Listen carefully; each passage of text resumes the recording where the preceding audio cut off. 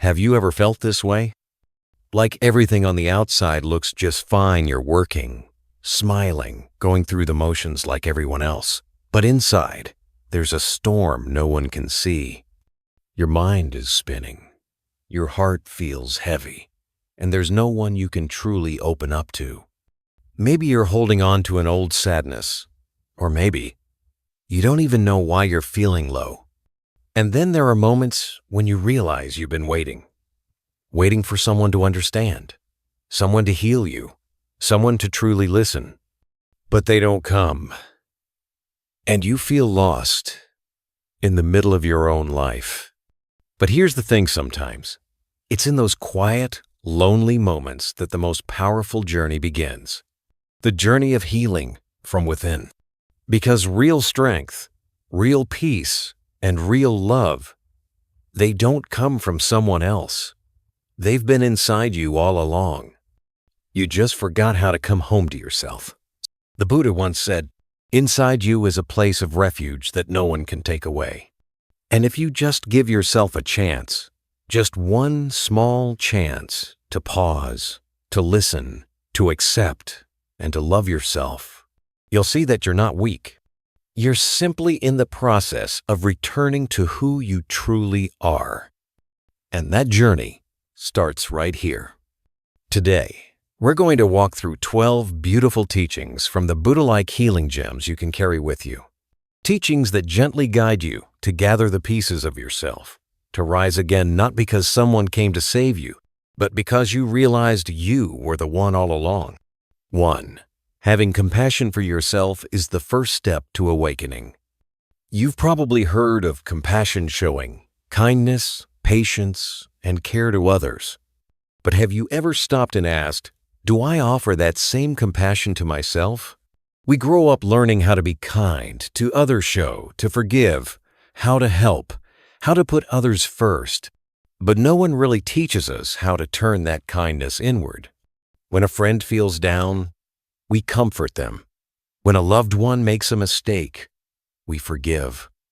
But when we are tired, or hurt, or disappointed in ourselves, we often respond with judgment, harshness, or guilt. Have you ever done that? Lied awake at night, replaying something you said wrong. Beat yourself up because you didn't do enough, weren't good enough, weren't strong enough, and then quietly whispered to yourself, I should have done better. I've guided many older students in meditation over the years, and I've heard this again and again. I can forgive everyone, but not myself. They carry regrets from the past things they didn't do, or things they did but now wish they hadn't. And those regrets become walls that keep them from truly resting in peace. But the Buddha never asked us to be perfect. He simply reminded us, you yourself, as much as anyone in the entire universe, deserve your own love and compassion. That's not just a comforting quote. It's a truth you're meant to live. Because the moment you look at yourself with gentleness instead of judgment, that's when healing really begins. Just imagine this. A child falls while walking. They cry. What do? You lift them up, you hold them, you say, it's okay. You're okay. So why is it that when our soul falls, we don't do the same? Awakening doesn't start when we escape life or avoid pain. It begins when we're willing to sit with ourselves with kindness, with patience like an old friend finally coming home, and whisper, I'm not perfect, but I am worthy of love.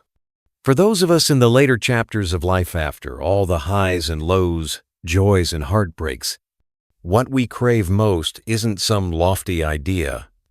It's inner peace. And that peace begins with something very simple. Being kind to yourself. Fully. Gently.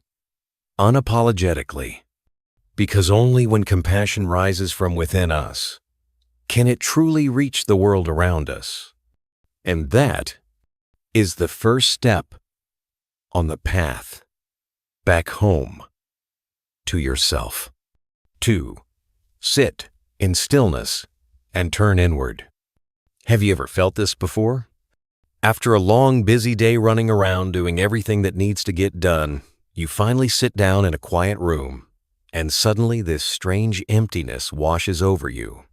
Not because anything is missing on the outside, but because it's been far too long since you truly sat with yourself.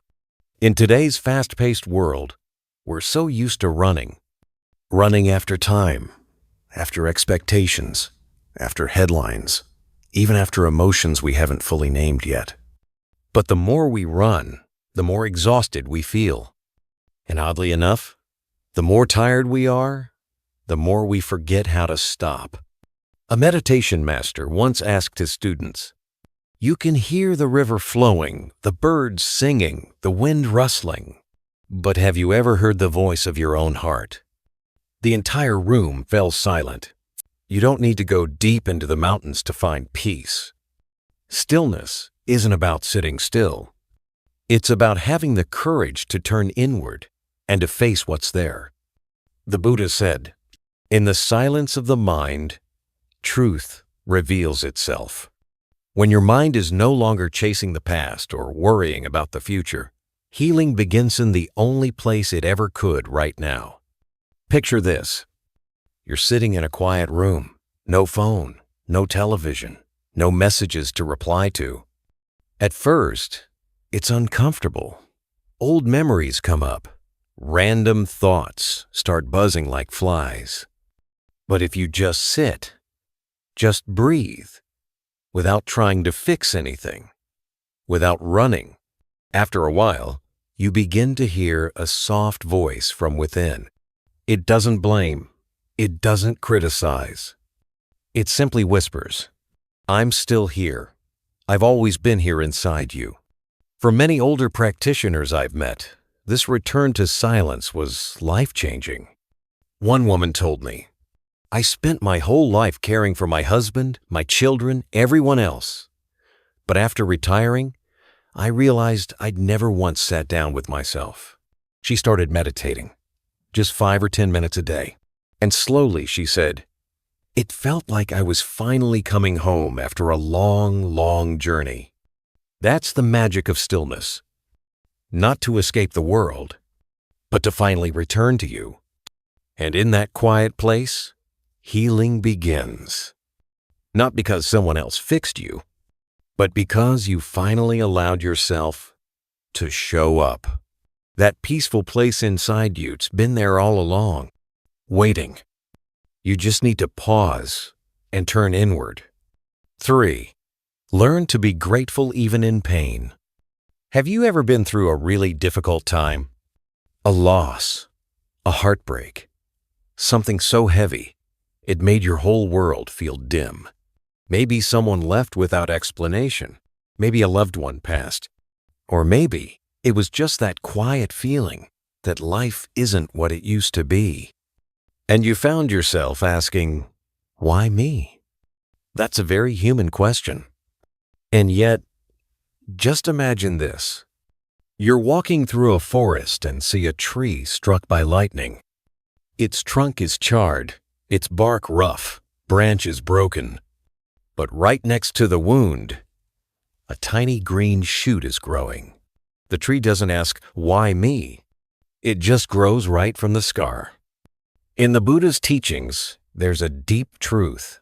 Pain is a part of life, but gratitude transforms it. Gratitude doesn't mean you enjoy suffering. It means that even in your darkest moments, something inside you continues to grow. Resilience, awareness, a deeper understanding of life. I once sat in silent meditation with an older man, nearly 70. He had lost both his wife and son in the same year. He wasn't the emotional type, but one day, after meditation, he looked out at the garden and said, "If that hadn't happened, I don't think I ever would have learned to sit still and finally listen to myself." The Buddha said, "The one who is grateful is the richest no matter what they own."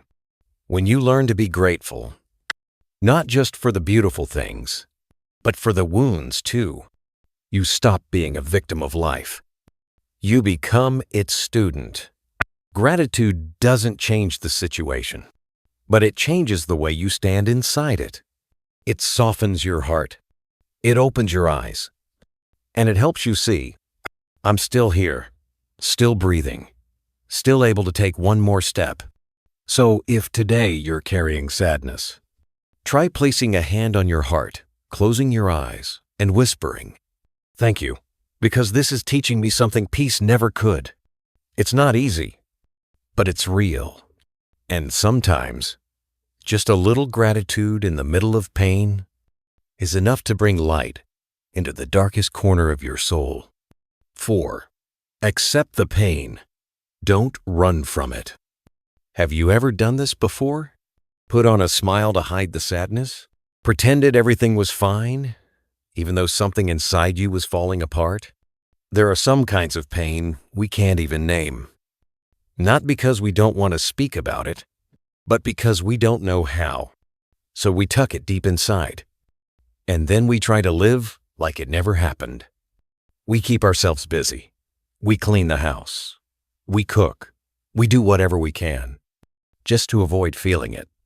But you know what? Pain doesn't go away just because we ignore it. It stays. Quiet. Heavy. Waiting in the shadows of the heart. There was once a woman who came to our meditation center. She was in her 60s, retired, seemed to have a calm life. But she said to me, "I don't understand. Everything in my life is okay, but I still feel this emptiness, like something deep inside hasn't been healed." So we sat together, in silence. No pressure, no expectations. And after a few days, she cried. Not because of something new, but because of something very old. A wound from her younger years that had never been spoken out loud. That moment when she stopped avoiding the pain and allowed herself to sit with it was the moment her healing journey truly began. The Buddha taught, what is felt and seen can be transformed. Pain, when looked at with compassion, is no longer your enemy.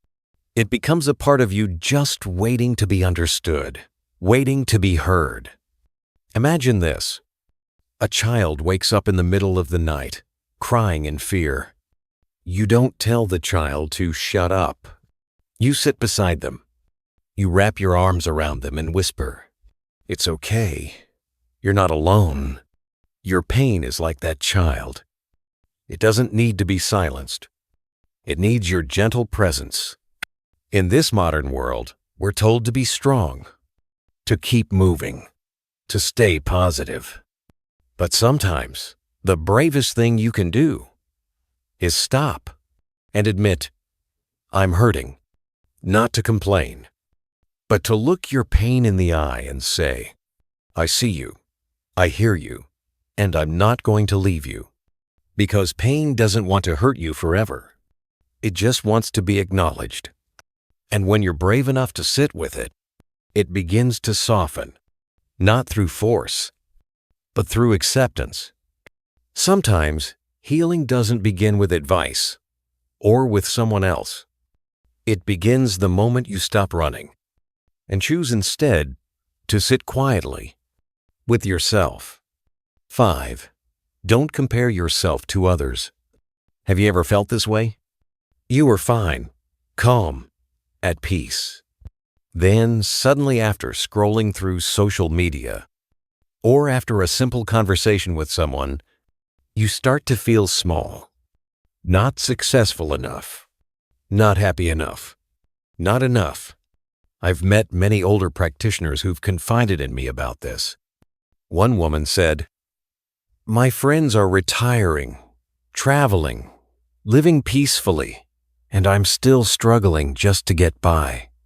Another sighed, "I see how successful other people's children are, and then I look at my own and feel like I failed somehow." And just like that, our self-worth begins to crack, not because we did something wrong, but because we forgot a simple truth. Each life unfolds in its own time. Imagine this. 2 flowers in the same garden. One blooms in the morning, the other waits until afternoon. You can't say one is better than the other. They're just blooming in their own season. As the Buddha once said, don't compare the moon to the sun. Each shines when it's their time. In today's world, it's so easy to fall into the trap of comparison. Everywhere you look, people share their best moments, success, beauty, joy. But what you see is only a small part. You don't see the struggles, the sacrifices, the sleepless nights behind those smiles. And most importantly, their life says nothing about your value. I often remind older students, take care of your own garden. Don't keep peeking over someone else's fence. Because when you care for your own path with kindness and understanding, you realize you don't need to be like anyone else to feel complete. You don't need to shine brighter. You just need to shine in your own way. And if today you feel less than, pause, breathe, and whisper to yourself, I'm on my path. I'm not late. I'm not behind. I am a journey perfectly unfolding in my own time. 6. Loving yourself is the strongest medicine. Have you ever felt like this? You give so much. You listen. You support. You try not to let anyone down. But at the end of the day, you feel like the one who was left behind. You love everyone, except the one person who matters most, yourself. I once spoke with a man in his mid-60s.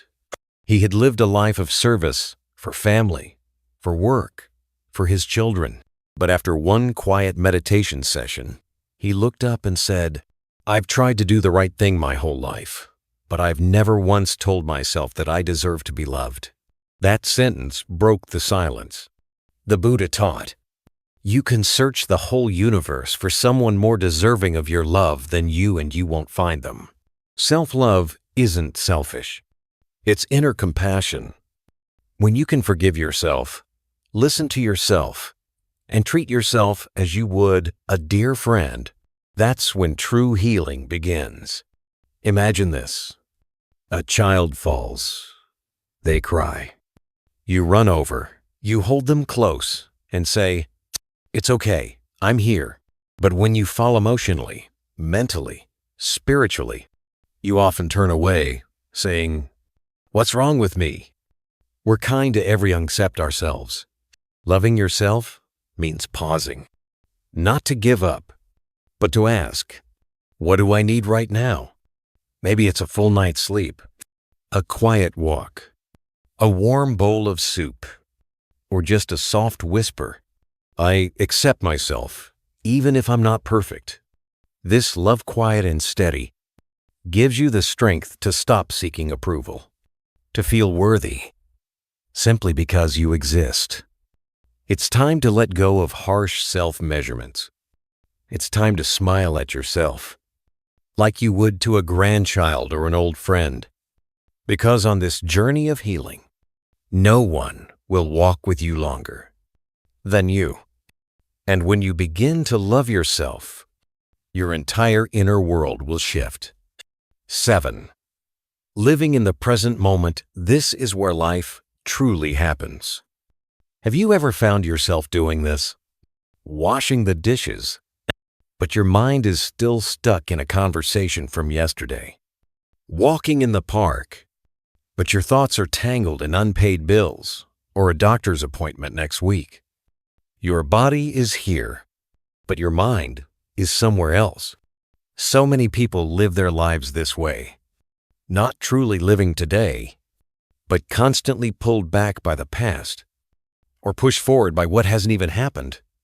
I once sat with an elderly Buddhist woman who shared this after meditation. I spent my whole life worrying about tomorrow.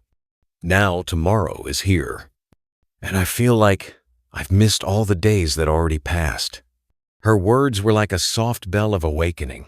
The Buddha once said, the past is gone, the future is not yet here. Only the present moment is real. This isn't just a spiritual idea. It's a practical reminder. If we don't live fully in the present, then we're not truly living at all. Imagine this. An old man sits by the window with a warm cup of tea. If his thoughts dwell on what he's lost, he feels sorrow. If he worries about what's next, he feels anxious. But if he simply sits there, feeling the warmth of the cup, the sun on his face, the birds singing outside, he is fully alive in that moment. I know it's not easy. The mind pulls us in many directions: regret, fear, hope. But when you pause, even just for a few moments, and come back to the now, something beautiful happens. A deep breath, a grandchild's laughter, the sky above you. These are all doors back to true life. I once asked an elderly woman, "When do you feel most at peace during the day?" She smiled and said, "When I sit in the garden and do nothing but listen to the wind in the trees." That is mindfulness, being fully present, without trying. You don't need to meditate for 30 minutes a day to be mindful. Just be here. When you eat, know you're eating. When you walk, feel your steps. When you love with your whole heart, in this very moment. Tomorrow may come or it may not. But this moment, this breath, this life is the most precious thing you have. Live it as if it were your last, and your whole life will feel complete. 8. Nothing is permanent, not even pain. There are days when the sadness feels endless. A deep loss, a harsh word, a sudden change that shakes your world. And you wonder, will I ever get through this? I've sat with many older students in moments like these. Some had just lost a partner after 40 years of marriage. Some had been laid off at 60. Some no longer heard from the children they once raised with so much love. They all asked the same question: why me? And when will it stop hurting? The first thing I often say is this: nothing is permanent, not even this pain. In the teachings of impermanence, the Buddha reminds us, all conditioned things are impermanent. When you truly see this, suffering begins to fade. No winter lasts forever. No night is so long that the dawn can't reach it. Imagine this. A storm crashes, throat-rees fall, skies darken. But after the storm, the air is clearer. And from the wet earth, new life begins to grow. Pain is like that. Yes, it may leave scars, but it also clears away false hopes, broken dreams, and opens something deeper in your heart. You may not forget, but you will change. The day you accept that everything changes is the day you stop resisting, stop clinging, and begin to move with life, more gently. I remember one older man who had lost his son. After 3 years of grief, he told me, "I never thought I'd smile again. But today, I smiled because the sky was beautiful. Not because I forgot my pain, but because it no longer owns me." That's what Buddhist wisdom teaches us. Emotions come and they go. Pain rises and it falls. But you remain breathing, learning, growing. So if today feels unbearably heavy, don't lose hope. You won't stay in this moment forever. Everything changes. Slowly but surely. And maybe, just maybe, from the place where everything seemed to end, a new path quietly begins. Nothing is permanent, not even the sorrow. What remains is the quiet strength you've grown within. 9. Practicing mindfulness in the smallest moments. Have you ever had a cup of tea without really tasting it? You held the cup in your hands, but your mind was somewhere else, thinking about your children, a call you forgot to return, or some worry about tomorrow. And before you knew it, the tea was gone, but you never really experienced it. This doesn't just happen with tea. It happens at meals, during our walks, even when we're sitting with someone we love. We're present, but not truly here.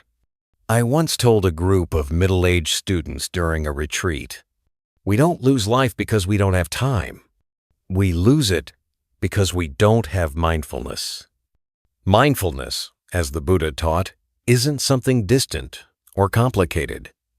You don't need to meditate for 30 minutes a day or withdraw from the world. Mindfulness is simply doing one thing, with full attention, with gentleness, without judgment. When you wash the dishes, know that you're washing the dishes. Feel the warmth of the water, smell the soap, hear the clinking sounds. Not rushing, not thinking about what's next. One older practitioner once told me, I used to think spiritual practice had to be something big, but now I just try to chew each bite of rice with gratitude. And the beautiful thing is, when we live mindfully, our minds naturally become more at peace. Not because life gets quieter, but because inside, we stop being swept away. Picture this. You're walking, but not rushing. You feel your feet touching the earth. A breeze brushes through your hair. A leaf drifts past your shoulder. Nothing has changed. But this time, you see it. And in that very ordinary moment, you feel life blooming all around you. The Buddha once said, mindfulness is the only path to freedom. Not someday in the future. Not when you're wealthier or have more time. But right here, in the tiniest things. A breath, a smile, a glance filled with presence. When we start practicing mindfulness in small moments, big things begin to shift. Our hearts soften. Our minds clear. And the worries no longer carry us away. So if you're searching for peace, don't look too far. Start with the simplest things in your day, and you'll realize what you're looking for was never far from you at all. 10. Letting go of the past every morning is a new beginning. Have you ever gone to bed at night, carrying the full weight of your day into your sleep? An argument still burning. A word you wish you hadn't said. A task left undone. And the next morning, you wake up carrying the same old emotions. As if the night had never come. Your body may have rested, but your mind didn't. Many older Buddhists have shared this with me. As I get older, I find myself thinking more and more about the past. My regrets, my mistakes, the what-ifs that no one else remembers except me. And I gently ask, if today were a gift, are you opening it? Or still holding tightly to yesterday's package? The Buddha taught, the past is gone. The future has not yet come. Only the present moment is real. And every morning is life's quiet invitation. You still have a chance. A brand new day to begin again. Imagine this. You wake up, soft light pours through the window. Before you is a blank page. No one has written on it yet, and you don't have to repeat what was written yesterday. You are free to start fresh. A simple apology, a gentle forgiveness, a new smile, a different way of speaking to yourself. I remember an older man who lost his wife. He lived with deep regret for years because on the last night of her life, he had stayed home angry instead of visiting her in the hospital. He once asked me, how can I keep living with this feeling? We sat together for many mornings. Then one day, he told me, this morning I woke up and said to myself, I'll live today as if she's watching me. I won't let the past chain me anymore. His voice softened. His eyes looked lighter because he had chosen to turn the page. Letting go of the past doesn't mean forgetting everything. It means no longer letting it control how you live today. You can still remember without carrying the weight. You can still feel without being pulled backward. Every morning is a gift. You don't need to wait for the perfect moment. Just be willing to write one new line on the blank page of today, and you'll see there's no gift more precious than a new day, especially when you enter it with a heart just a little lighter than the day before.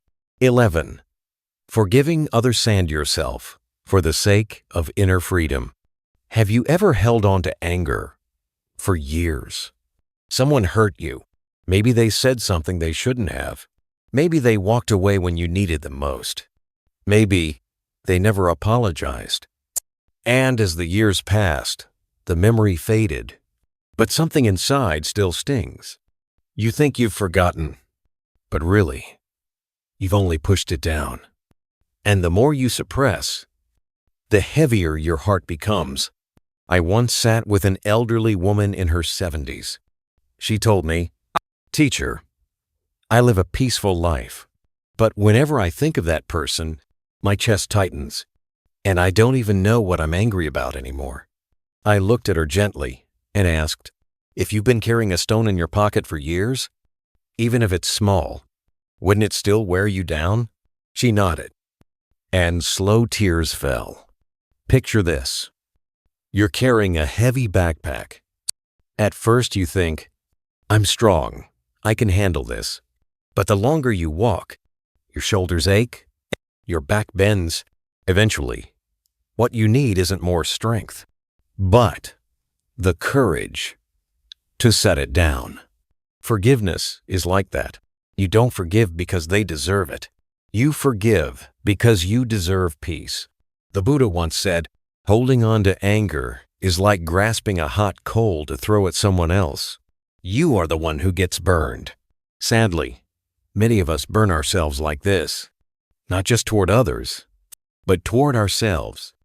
I've met many people who can't forgive themselves for a mistake, a missed opportunity, a belief that they weren't good enough. But here's the truth. No one grows without stumbling. Even the Buddha made mistakes before awakening. Self-forgiveness isn't denying the past. It's recognizing that you are human, learning, evolving, trying again. You don't need anyone to apologize. You don't need anyone to validate your pain. You only need to sit quietly, place your hand over your heart, and say, "I don't want to carry this anymore." And then breathe it out. Because true freedom isn't doing whatever you want. It's no longer being bound by what no longer serves you. And you deserve to live with a heart that's finally light again. 12. Understanding the root of pain, because only understanding heals. Have you ever wondered, why does this hurt me so deeply? Maybe it was a passing comment, a distant look, a moment of silence, and yet it pierced you like a wound long forgotten. And deep down, you know this pain didn't start today. I once met a calm, retired man in his 60s, a gentle soul, but whenever someone criticized him, even softly, he would shrink inward, unable to sleep that night.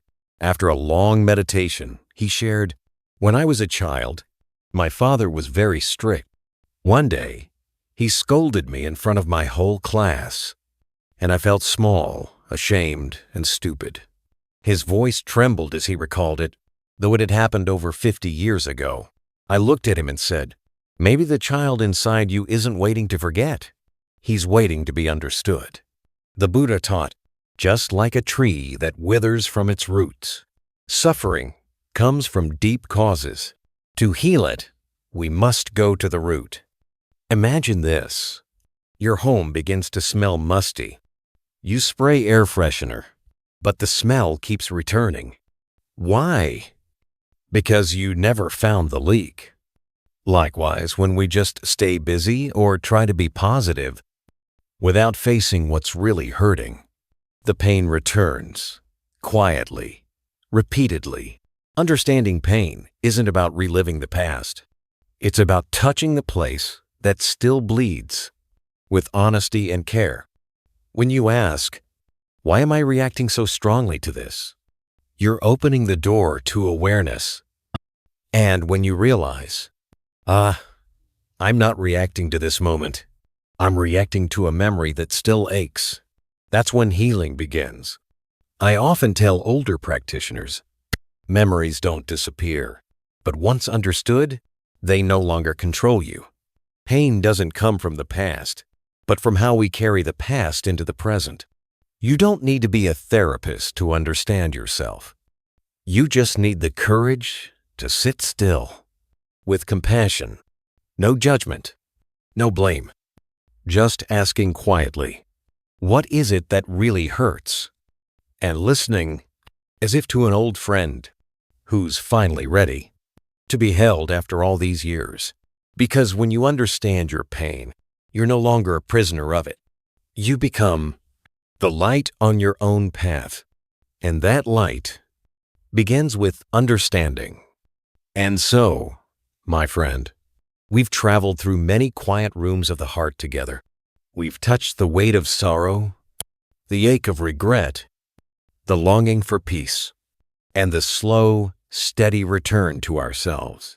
From learning to sit with pain, to releasing the past, from gently forgiving, to understanding where our wounds began, from practicing mindfulness in the smallest of tasks, to finally choosing freedom over old burdens.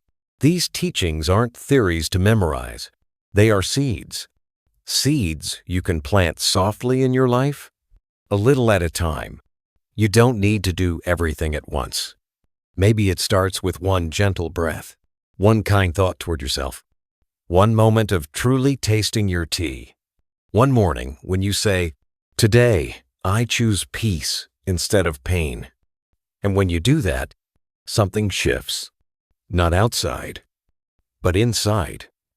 You realize peace was never far away. It was simply waiting for you to come home. Healing isn't about finding someone to rescue you. It's about turning inward, holding your own hand, and saying, no matter what, I will stay with myself. If even one sentence today touched your heart, if even one small insight stayed with you, then I'm grateful you were here. If you'd like to continue this journey, to deepen your understanding, to walk slowly with wisdom, to tend to your spirit with love, please subscribe to the channel Buddhism Seeds. Click like, share this video with someone you care about, and leave a comment below. Tell us what resonated. Tell us what you're healing. Tell us you're still here, still walking, still blooming. Because sometimes one gentle message from you can light up someone else's day. I'll see you in the next video. Until then, may peace be with you.